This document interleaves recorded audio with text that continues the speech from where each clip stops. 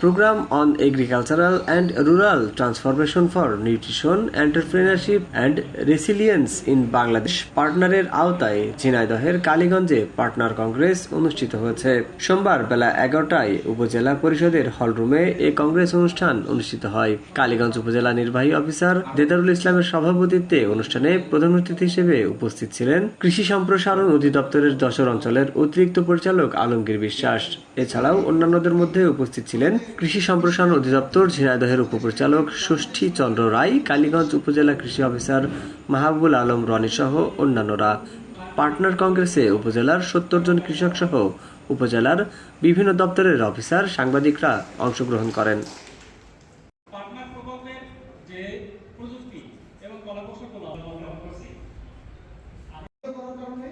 আমরা উচ্ছিত, আমরা আনন্দিত, আমরা স্যারকে কৃতজ্ঞতা জানাচ্ছি। সেই সাথে আপনারা যারা ডাকেন, তারপরে তখন আমাদেরকে দুটি অঞ্চলের অতিরিক্ত পরিচালক ডাকেন। যাই হোক, আমি এই অঞ্চলের নতুন, আমার কাছে আপনারা সকলেই